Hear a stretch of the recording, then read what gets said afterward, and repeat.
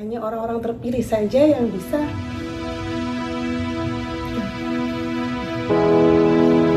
mengangkat kehidupan mereka.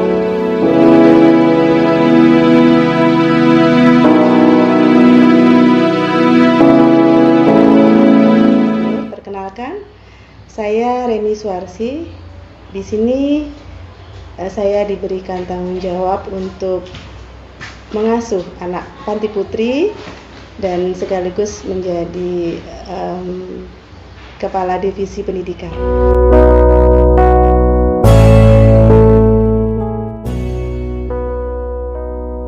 Ini sejarah berdirinya Panti Asuhan At-Tafakur. Jadi Panti Asuhan At-Tafakur ini kita kalau kembali ke belakang, sejarahnya itu cukup panjang melalui lika-liku perubahan nama, di mana kita bermetamorfose ya, dari sebelum At-Tafakur ada namanya Bakti Insan Sejahtera. Sebelum itu ada namanya Yedeban. Yedeban itu adalah Yayasan Dharma Bakti Anak Negeri.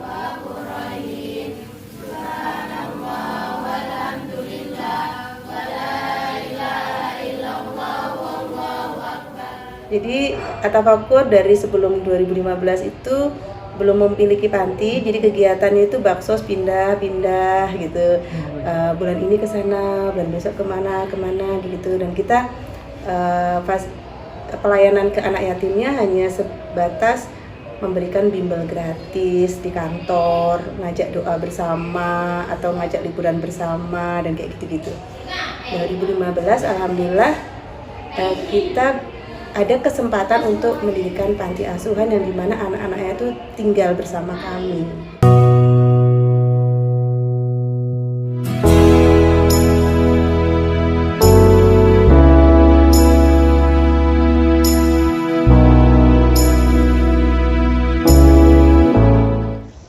Alasan pertama adalah kesamaan nasib. Ya. Dan alhamdulillah rata-rata pengurus di Panti Asuhan At-Tafakur itu yatim piatu, dan ada yang Pak Ahmad Gojali ketua yayasannya itu dulunya pernah tinggal di panti asuhan. Adanya kesamaan nasib dan beliau-beliau menginginkan generasi selanjutnya yang bernasib yatim atau piatu seperti beliau itu tidak merasakan penderitaan yang sama gitu. Ya sebenarnya kami ini bukan orang kaya yang notabene seandainya butuh dana sekian langsung bisa mewujudkan, langsung kita bisa memberikan ke anak-anak, itu tidak. Cuma kita hanya modal keinginan aja. Yang alasan yang keduanya, kita ingin membantu pemerintah ya, karena di undang-undangnya juga fakir miskin anak-anak terlantar itu dipelihara oleh negara. Kami sebagai warga negara ya kita ingin membantu itu, karena kan pemerintah tidak akan sukses programnya kalau tanpa kita juga gitu kan. Jadi itu alasan kami.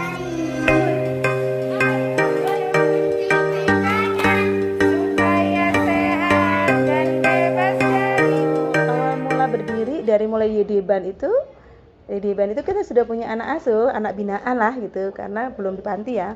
Kita punya anak asuh yang tadi. Jadi kalau kita baksos di tempat A, besok lagi di tempat B, di tempat C, itu kita ada data, kita anggap itu sebagai anak binaan. Ngontrak rumah, waktu itu masih ngontrak Kak, ngontrak rumah gitu, kita bersihin, itu mengundang anak-anak, yang anak-anak tadi binaan, kita ajak berdoa bersama. Di situ kita umumkan bahwa nanti kalian boleh tinggal di sini, nanti semua biaya yayasan yang penuhi sekolahnya, untuk sehari-hari, untuk kesehatannya dari yayasan semuanya. Ayo siapa yang mau gitu kan, sangat membutuhkan. Jadi gini Kak, yang tinggal di panti ini tidak semuanya yatim piatu, dari keluarga yang memang benar-benar membutuhkan secara ekonomi, secara sosial, secara hukum mereka butuh ya. Ayo kita tampung di sini, tentunya dengan survei dulu ya. Ya, memang ini layak apa tidak. Nah, 2017 alhamdulillah kita diberikan amanah oleh donatur rumah, kita dapat wakaf rumah. Ya, rumah ini pemberian dari salah satu donatur kami. Dan akhirnya 2018 anak putri itu kita boyong ke sini. Nah, rumah sebesar ini waktu itu hanya 2 yang tinggal. Tapi dulu bukan nggak kayak gini Kak kondisinya, dulu seperti rumah Ini kita renovasi setahun yang lalu. Nah, akhirnya sekarang berkembang di Panti Putri sendiri ada 20 anak. Terus yang di Putra sendiri ada 16 yang tinggal di panti. Yang di luar panti tetap kita santuni. Cuma ya sampai SMA. Ya kalau di panti itu sampai perguruan tinggi. Sumber dana. Ya. Dan untuk mendukung semua kegiatan di panti kan butuh biaya ya, butuh dana ya. Panti Asuhan Tafakur ini sumber dana terbesar itu dari Kota Amal. Ya, kita ada Kota Amal yang kita titipkan ke Waruku itu, yang di situ semua orang bebas memberikan donasinya ke sana. Gitu, dan itulah yang menjadi income paling besar ya untuk Yayasan At-Tafakur. Selain itu juga ada donatur tetap, kita juga ada sekitar 200-an kan. 200 berapa? 92 atau berapa ya. Kurang lebih segitu, ada donatur tetap yang nilainya itu bervariasi ya, mulai dari 10.000 sampai ada yang 1 juta juga ada. Ada donatur insiden. Donatur insiden itu adalah donatur yang datangnya itu tidak tentu, kayak mungkin ada suatu keluarga doa bersama kemudian memberikan donasinya ke yayasan, kayak gitu-gitu. Jadi itu sumber dana yang kita miliki. Dan juga ada usaha ini baru belum besar sih, baru usaha yang sudah berjalan hari ini adalah kita punya produksi kacang Samara.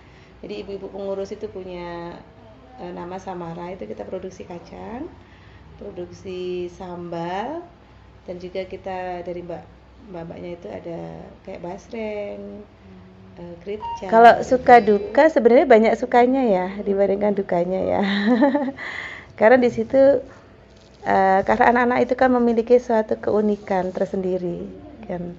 Masing-masing anak-anak itu unik, dan tentunya kami nih sebagai pengurus banyak belajar dari anak-anak, karena mereka banyak memberikan inspirasi ke kita, melatih kesabaran, melatih ya segala hal dalam kehidupan itu banyak sekali gitu. Dan serunya kalau bersama-sama mereka itu kayak apa ya, kayak hidup tuh seperti berarti gitu, karena kan kita ada kegiatan-kegiatan positif yang bisa kita lakukan, ada harapan-harapan yang kita bisa tautkan ke mereka. Jadi dinamika kehidupan itu sepertinya hidup gitu loh. Kita kan kayak ngerasa hidup gitu loh kalau bersama anak-anak. Jangan kan untuk les, untuk makan aja mereka masih mikir gitu loh, hari ini makan apa gitu. Jadi kita lebih apa ya, memfokuskan memberikan pelayanan di bidang pendidikan, dan harapannya itu nanti mereka bisa di sekolahnya bisa berprestasi, sehingga dari prestasi yang mereka dapat itu mereka bisa survive nantinya, mereka bisa mendapatkan sekolah yang bagus, kuliah di tempat yang bagus, mungkin nanti pekerjaan yang bagus, ya akhirnya nanti endingnya bisa mengangkat kehidupan mereka. Jadi kebetulan saya sendiri sebagai divisi pendidikan, jadi pendidikan yang kami anut di sini ada 3 pesantren ya, walaupun tidak sepenuhnya seperti pesantren yang ada kitab kuningnya, cuma kita adopsi beberapa kurikulum pesantren. Dan kita juga kurikulum umum pendidikan, jadi anak-anak itu dibebas untuk sekolah di luar sesuai dengan minat dan bakatnya. Mereka boleh sekolah di umum atau di madrasah, itu sesuai dengan bakat mereka. Dan juga kita kurikulum kekeluargaan, jadi kita menerapkan sistem pendidikan layaknya sebuah keluarga. Itu beda lagi kegiatannya. Kalau pas lagi tanggal merah gitu atau hari Ahad itu biasanya ada tambahan kegiatan lagi pagi jam 8 itu duha berjamaah. Itu aja sih yang membedakan, yang lain-lainnya hampir sama. Ya. Alhamdulillah, itulah sekelumit cerita tentang Panti Asuhan At-Tafakur. Harapannya semoga semuanya, terutama anak-anak yang di panti ini bisa bangkit, bisa survive dalam kehidupannya, dapat bermanfaat untuk orang-orang di sekitarnya atau untuk dirinya sendiri. Tapi itu semua tidak akan terwujud bila tanpa ada dukungan dari kita semuanya. Ya. Dan hanya orang-orang terpilih saja yang bisa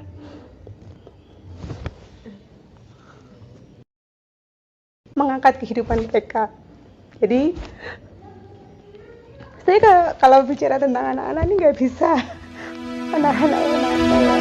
Jadi maaf.